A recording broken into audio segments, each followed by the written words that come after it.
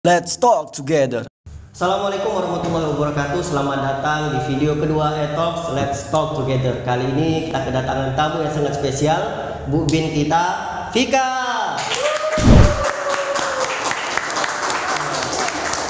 Apa kabar, Vik? Baik. Baik saja atau tidak baik-baik? Baik saja lah, Bang. Baik saja. Baik-baik. Kita nih udah sering ketemu. Terus saya cuma tahu nggak pernah ngobrol, cuma tahu Vika Cuka atau apa namanya, nama lengkap? Vika Dwi Aryaningsi Sinambela. Sinambela, Vika Dwi Aryaningsi. Aryaningsi kayak nama mantan saya ya. Marianta. Oke, sekarang nama umur 26 jalan 27. 26, wah wis tuir. Oke. By the way, ini 26 punya pacar nggak? Punya pacar enggak ya? Punya pacar? Rahasia deh, Bang. Nggak, punya atau enggak nih? Punya. Oh punya. Jadi yang kemarin. Ini sebelum kita lanjut, jadi sahabat Media, teman saya Vika ini, kenapa saya bilang Bu Bin? Bu Bin itu adalah maksudnya Bu Bidan. Jadi teman saya ada bidan yang kerja di Rumah Sakit Kuburaya Kalimantan Barat. Sebelum kita bahas bidan nih, Vik, saya mau tahu ini, kan kemarin beritanya hangat ini. Ada segitiga percintaan antara Anda dan dia yang mau menikah dan anak politisi partai, salah satu partai berwarna kuning. Apa dibahas tuh? Justru itu, ini yang mau kita bahas. Piye. Gimana itu hubungannya? Informan saya bilang mereka nggak pacaran. Si makhluk ini punya pacar. Bener. Di nun jauh di sana. Jadi piye? Kalau saya lihat, wah anak ini nggak pacaran tapi dekat dengan dua orang lelaki yang keren lah, kan? Keren. Tapi nggak pacaran. Gitu, kayak mana coba? Loh ini ada apa ini? Teman. Jadi teman tapi biasa. Oh, teman tapi biasa. Berarti mungkin FWB balik. Pernah dengar FWB enggak? Enggak. Friends with benefit. Enggak lah. Enggak juga. Tapi dekat. Ini apakah pemain, playgirl atau teman? Yakin teman nih ya? Soalnya satunya mau menikah nih. Akhirnya teman kan karena dia. Oh, gitu. Walaupun jalan bareng teman ya. Kalau bukan teman dia enggak mungkin nikah nih. Oke, betul juga. Oke, umur 26. Hobi? Hobi aku enggak tahu ya, Bang. Hobi nggak punya hobi, baca buku, Fleksibel sih. musik, nonton film, Lebih ke baca buku sih. baca buku-buku apa tuh? Buku apapun. Karena aku orangnya kalau di luar mungkin rame-rame, tapi kalau misalnya lagi tidak di luar lebih enaknya sendiri. Jadi baca buku. Baca buku. Novel? Bisa jadi. Novel apa yang pernah dibaca? Banyak sih. Banyak, sebutkan lah. Mana gak aku ingat, Bang? Nggak ingat. Oke. Lebih sering sih baca WA.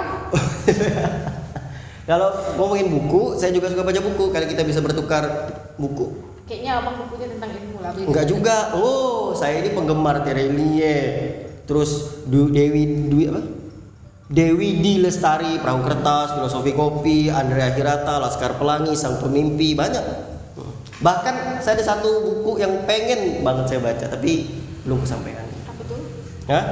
Buku agama Anda dong. Boleh pinjam loh. Bawakan kitab. Guys, ini serius. Saya nggak bohong, sahabat Media. Saya sejujur-jujurnya pengen baca Bible ya. Bible bener loh. Boleh nanti kita kupas sama-sama, Bang. Boleh kita bedah buku ya sama Steve. Boleh Steve? Oke, kita bedah. Sip, tentang buku. Nonton film? Enggak. Suka nggak nonton film? Horor? Enggak. Aku enggak suka nonton. Romance nggak suka nonton. Suka yang main. Enggak. Maksudnya jadi pemain kalau ada tawaran enggak juga? Oke, tinggal sekarang di Siantan 28. Oh, Siantan 28. Terus udah tentang kehidupan kurang lebih. Sekarang kita bahas karir kali ya. Boleh. Karir. Jadi kalau bidan berarti sekolahnya S1 atau D3. Oh, D3. Nggak mesti harus S1 ya. Jadi kuliahnya di belum ada, Bang, di sini. Oh, belum. Jadi kuliahnya di kalau di sini? Pancabakti. Oh, Pancabakti. Bidan. Terus awal mula karir bidan di Polindes Desa Korek. Desa Korek. Sungai Ambawang. Desa Korek Sungai Ambawang. Oh, pindah ke sini kapan? Pindah ke sini 2019. 2019. Dari Korek pindah dulu ke klinik di Sungai Durian. Sungai Durian. Terus dari klinik Sungai Durian pindah ke sini. Pindah ke berarti udah setahunan. Setahun lebih ya. Setahun lebih. Jadi berapa banyak bidan di rumah sakit? Kurang lebih 20-an kali. Kurang lebih 20-an. Jadi kalau selama bidan, apakah bidan itu hanya membantu persalinan atau ada tugas-tugas yang lain? Kalau ditanya kayak gitu, kalau menurut kalau di aku lah ya Bang, karena Oke, kan sip. aku nih bidan, Yap. tapi di rumah sakit penempatannya ini kan bukan di kebidanan nih, Jadi di keperawatan di ruang bayi, perinatologi. apa tuh? Perinatologi itu kan ya ruang bayi tadi, bayi Ruang baru bayi. lahir. Di peri itu kan seharusnya perawat, cuma karena kekurangan SDM, jadi kayak aku diperbantukan ke Ke perawat. perawatan. Sebenarnya kalau menurut tugasnya apakah hanya menolong orang bersalin atau enggak, bidan tuh intinya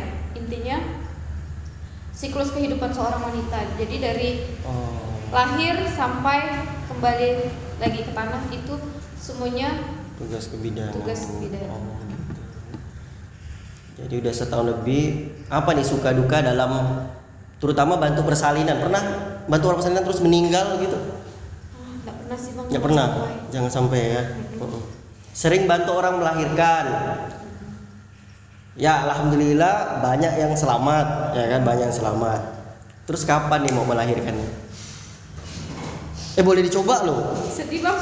Boleh dicoba, maksudnya melahirkannya. Kalau buat kan nggak usah ditanya dong. Nah, coba apa melahirkannya tuh, perjuangannya gitu. Coba ya. Tunggu aku udah nikah ya Bang ya. Kapan nih? Doakan ya coba. Oh, mungkin sahabat L Media mau datang kan, nanti diundang ke nikahannya Vika, Nanti aku silakan. undang. Kita datang ke 28 Oktober. Ya. Tapi kalau misalnya tempat resepsinya jauh, mohon maaf lah ya. Oke, Tidak menyediakan sip. transport. Jadi belum pernah yang dapat orang meninggal. Kalau misalkan ketika meninggal tuh apalah yang biasa dilakukan? Pertolongan kebanyakan orang meninggal tuh kenapa sih kalau habis melahirkan? Tergantung sih Bang, perdarahan bisa. Pendarahan. Rata-rata sih meninggal karena perdarahan. Itu doang. Karena kan kalau orang bersalin nih kan prosesnya kita nggak tahu kan. Biarpun dia selama hamil sering periksa, tapi selama kehamilan ini periksaannya bagus semua hasilnya. Tapi kan kalau persalinan tuh nggak bisa terprediksi. Kenapa?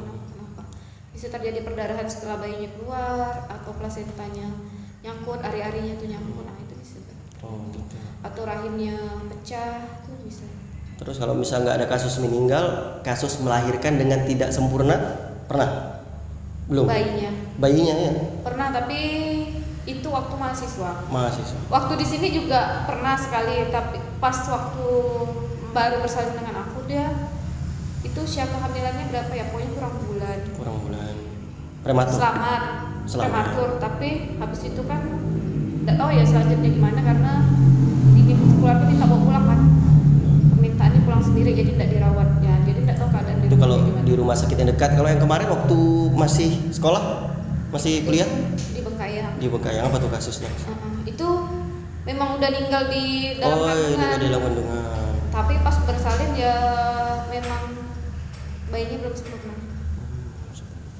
Terus kalau kita tahu proses persalinan kan ada normal, ada SC, ya sesar kan.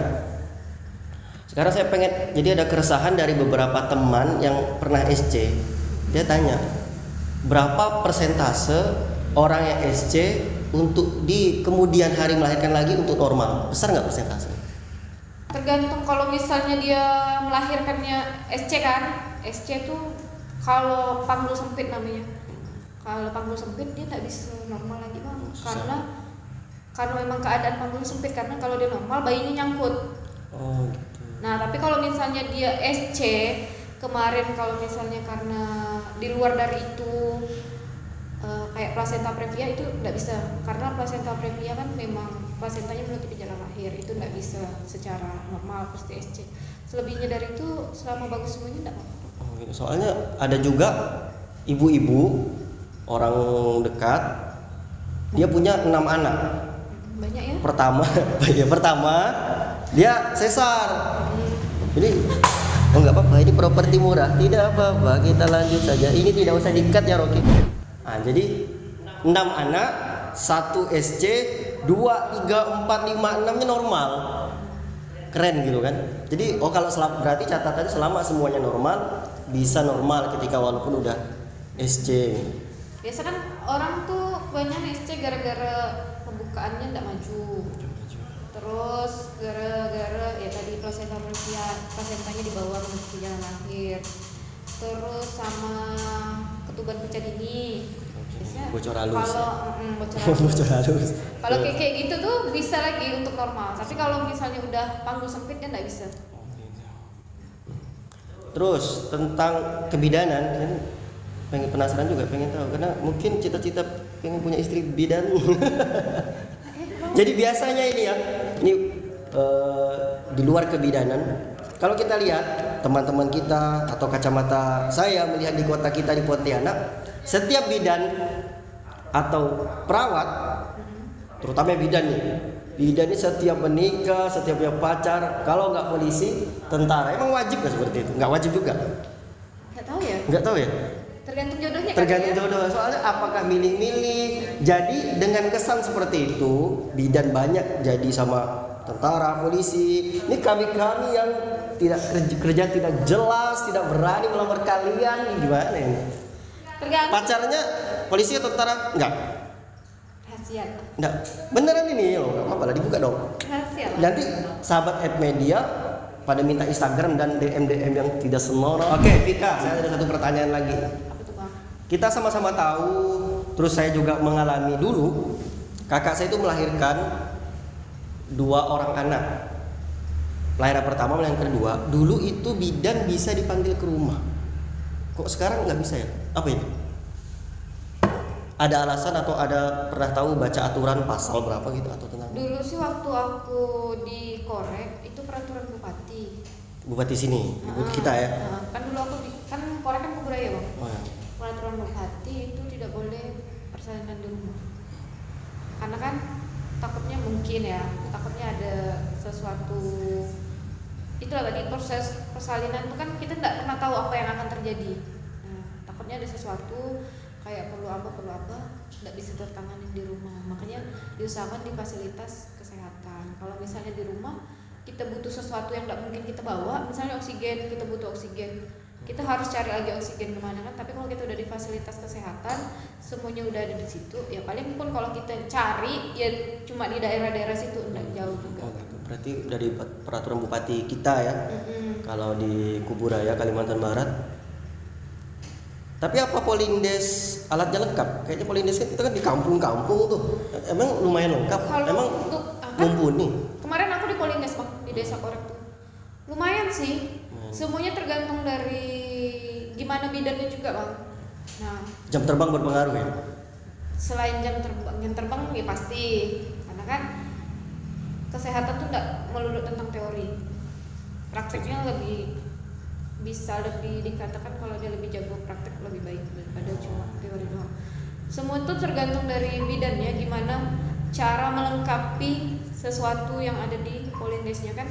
Memang kadang bantuan dari pemerintah kan enggak seperti yang kita mau, tapi kan selama kayak saya di Polindes kemarin tuh kan ada kepalanya tuh ibu Polindesnya.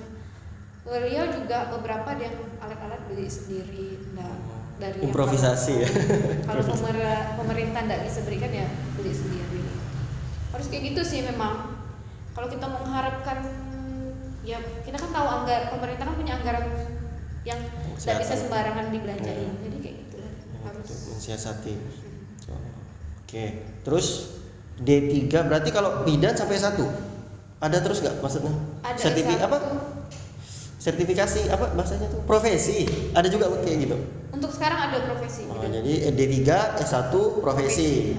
Sama kayak perawat ya. Perawat D3 S1 ada juga profesinya. Ada niat lanjut untuk pendidikan? Niat sih ada. Oh, niat ada. Berarti di Kalimantan Barat belum ada ya? Di Kalimantan Barat ada 1 belum ada. Satu, Tapi berarti kalau nggak untuk jauh. D4 ada. Oh, D4 plus D4 profesi ada. Gambaran untuk S1 lah ya gitu ada niat. Berarti di mana? Kalau di Jawa Solo, UMS. Ada. Di UMM Malang. Ada. Di Sumatera, di Medan tuh ada juga. Oh, juga ada. Berarti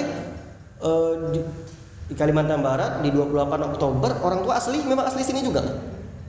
Orang tua aku. Ya. Orang tua aku almarhum bapak aku di asli Medan. Asli Medan. Asli Jogja. Oh Jogja. Jogjanya? Di Gunung Kidul. Oh Gunung Kidul. Saya pernah ya ke Malioboro. Terus Sleman ada saudara ke Medan. Saya banyak tuh teman orang Medan. Tapi pernah pulang ke Medan? Pernah. Pernah. Ke Jogja lebih sering lagi berarti. Sama aja sih. Oh, sama Soalnya aja. kalau Berarti keluarga besar apa marganya tadi? Sinapela. Sinambela. Oh. Bagus ke Medan. Oh, kalau di sana S1 ada. Berarti kalau suku Batak campur Jawa. Oh, gitu, Batak Jawa. Baca. Bajawa gitu, Batak Jawa. Terus kembali lagi ke bidan. Jadi ada niat nggak kalau untuk karir dalam kebidanan buka klinik sendiri? Nggak ada niat. Kenapa tuh? Karena Bukankah dari segi bisnis lebih menguntungkan, dari segi kalau ingin berbakti kepada masyarakat lebih sempurna kan, sesuai dengan SOP kita sendiri. kalau kebidanan tuh, kalau hanya klinik di rumah mungkin iya. Tapi kayak aku dulu di Polines tuh kayak dipanggil orang gitu, bang kayak home care, aku nggak bisa karena itu beban buat aku. Karena kita nih ngerawat dia, misalnya di rumah nih gini nih, ngerawat dia di rumah. Kita di rumah juga beban, infusnya gimana ya, keadaan pasien gimana ya, kan kita nggak bisa mantau nih. Makanya aku untuk kalau di luar jam kerja aku nggak mau. Jadi aku lebih memilih udah kerja di satu tempat, pergi kerja pulang kerja udah selesai. Gitu. Karena aku juga punya niat kalau misalnya nanti aku berkeluarga, waktu aku hanya untuk keluarga aku, Gitu. sama untuk kerja udah itu doang. Gitu. Berarti tetap kalaupun sudah menikah, punya anak, tetap masih lanjut berkarir mungkin di puskesmas atau rumah sakit gitu ya. Tergantung suaminya. Tergantung. Oke. Kalau suami tak izinkan. Tapi saya yakin akan terjamin karena wahai Anda, ya seorang polisi yang di luar sana, kalau Anda tidak membahagiakan dia, akan Orang saya lain santet. membahagiakan. Oh, betul juga. Maksud saya Orang bilang, lain yang saya membahagiakan. akan mensantet Anda karena Anda sudah menyiapkan wanita secantik ini. By the way, kamu cantik banget loh. Cantik sih. Ya lumayan lah ya. Cantiknya kayak gini, jeleknya kayak mana bang? Boleh lah, ini kan basa-basi toh. Iya, betul Oke. juga. Ya, gitu. Bidan nggak ada niat buka klinik. Sayang juga ya. Tapi kalau misalkan saya punya pola pikir, ini pendapat saya pribadi, sebenarnya baik juga kalau kita punya klinik. Kan kita bisa mempekerjakan teman bidan yang lain atau perawat yang lain. Itu tadi pemikiran saya dari segi finansial. Oke. Jadi bisa pinjam duit suami juga karena suami polisi kan, apalagi mungkin Kapolda suaminya punya pangkat yang tinggi di kepolisian, nah, kan bisa pinjam duitnya tapi ya tetap dibalikkan dong. Nah itu tadi, jadi ada waktu untuk keluarga karena di kampung saya sini kan ada tuh klinik bersalin, mereka gabungan antara bidan, jadi kan mereka kayak tukar shift gitu loh. Iya, Dan berhasil, maksudnya bisa gitu. Mulia loh, boleh dicoba loh. Nanti boleh dirubah lagi pemikirannya mungkin. Atau buat rumah sakit bersalin. Duitnya dari mana? Loh, duit kan bisa join tuh. Maksudnya join, main saham, tapi jangan judi maksudnya. Investor kumpulkan buat rumah sakit. Kayaknya masih ini kan, kalau rumah sakit bersalin kayaknya masih ada peluang yang besar gitu loh. Enggak sih bang, udah ada Enggak juga. udah ada Nugrah, udah ada Bahasa. Enggak menutup kemungkinan loh kan. Logika, kalau kita logika makin hari manusia makin banyak. Iya. Terlebih lagi kalau kita lihat riset berbanding laki-laki sama perempuan, makin hari kan makin banyak perempuan kan makin banyak melahirkan dong. Nah, dari segi finansial kan menguntungkan loh itu. Yes bang, kalau Boleh? menguntungkan. Cuma kalau untuk beban dan tanggung jawabnya lebih besar kan? Iya juga sih, cuman itu tadi di samping finansial tuh saya bilang, jadi dari segi kita melayani manusia, melayani orang, berbakti kan, kesehatan kan penting dalam unsur kehidupan kita kan, selain pangan, kesehatan gitu kan. Jadi boleh tuh dipikir buat rumah sakit. Nanti aku beban bang, harus beban mikir kan. Iya kalau misalnya pasti kan kalau awal-awal bangun usaha pasti kan pendapatannya segitu. Iya. Aku pasti harus memikirkan berapa gaji yang harus aku bayar buat karyawan aku. Ya itu kan juga beban moral buat kita. Iya, Nggak mungkin betul. kita menggaji mereka dengan yang sip kerjanya udah segini loh, pengeluaran dia, bensin dia buat kerja udah segini, masa harus gaji dia sedikit ini gitu. Kan itu beban moral juga. Oke. Lebih baik tidak sama sekali daripada kita ngasih tapi juga dari dianya belum tentu terima dengan yang segitu gitu loh. Jadi enggak lah, aku enggak mau ambil resiko yang terlalu Nah, mungkin karena jauh. kebidanan resikonya kan kematian loh kalau kita melayani. Pasti sedih nggak? Ada perasaan, ada nggak kebayang walaupun belum pernah menghadapi orang yang meninggal ketika melahirkan, kebayang nggak bagaimana perasaan seorang bidan ketika itu menangani itu? Kalau misalnya kita nolong nih, misalnya ada sesuatu yang ya kan yang ditolong nih 2, ibu dengan bayinya. Salah satu aja yang tidak selamat, kita kayak ngerasa gagal, tapi ya gimana, usahanya cuma di sini sampai di situ gitu. Tapi mau gimana lagi, tetap rasa sedih pasti ada, tapi lebih banyaknya dengan ya, rasa tergantung dari ibunya juga sih. Kalau misalnya dari kebidanan ini kan paling minimal 4 kali periksa. Kadang ada sedihnya, ada kesalnya juga. Kadang kan ada yang orang tua tidak terlalu peduli dengan kandungannya. Nah, biasa kan kayak gitu. Kalau sedih dan kesalnya lebih banyak sedihnya sih. Apalagi seorang anak ini kan harapannya masih panjang nih. Betul. Dia masih bisa merubah, paling tidak merubah taraf ekonomi keluarga gitu. Misalnya kita kan nggak tahu anak itu bakal jadi pemimpin. Tapi harus meninggal di saat belum merasakan dunia gitu. Ada sih pasti. Jadi sedikit cerita, jadi saya punya kakak perempuan meninggal melahirkan. Kakak kandung, kakak nomor 2. Jadi yang saya sedih karena saya masih kecil, saya kan nggak lihat proses persalinannya toh ya, karena pendarahan sih biasa kan pendarahan. Kakak saya 3 jam setelah melahirkan meninggal, si bayi 3 hari kemudian meninggal. Nah, jadi yang saya sedih sekarang itu ketika melihat mama ibu. Jadi saya berlima bersaudara, saya bungsu, laki-laki satu-satunya. Jadi saya punya kakak yang nomor 4. Jadi kakak saya punya anak 4. Bayangkan keempat-empatnya ini ketika lagi proses persalinan, mama saya kabur lari sekitar 100 meter. Trauma. Yang saya sedihkan tuh seperti itu. Maka saya sangat respect untuk nakes-nakes kita, terutama yang di bidang kebidanan, bahwa perjuangan mereka tuh nggak mudah loh. Jadi kan kadang itu banyak orang yang meremehkan kan. Mungkin ada orang yang meremehkan ketika bidan gagal menangani atau menyelamatkan salah satu atau dua-duanya, dijudge mungkin gitu kan. Wah itu paling baru magang, wah paling itu baru lulus gitu. Padahal ya mereka berjuang juga, dan mereka kan nggak mungkin 5 orang bidan semuanya pemula kan, nggak mungkin kan, ada dokter kandungan, dokter bedah gitu. Jadi ya, yang saya sedihnya melihat ketika ibu itu trauma melihat anaknya meninggal ketika melahirkan. Padahal kan itu perjuangan. Kalau dalam Islam sendiri, orang yang meninggal ketika melahirkan itu dosa-dosanya diampuni. Ya itu dia tentang kebidanan. Sekarang cukup mungkin kita bicarakan tentang bidan, kita bicara ke depan. Orang tua, ada orang tua. Orang tua itu orang tua sehat. Terus jadi aku lanjut cerita bapakku kan. Meninggal. Karena yang udah 1 tahun lebih sakit, yang sampai yang udah lah kalau memang bapak mau jalan, ya enggak apa-apa jalan. Kami anak-anak ikhlas kok. Jadi yang ya enggak ada kan anak mau nyumpain orang tua cepat meninggal. Cuma yang kita juga punya sisi kasihan yang memang orang tua dari yang gemuk sampai yang kurus sekali tuh. Ya udah gitu, kalau emang bapak mau jalan. Itu juga tugasnya untuk membesarkan seorang anak semuanya udah selesai gitu. Oh udah pada besar.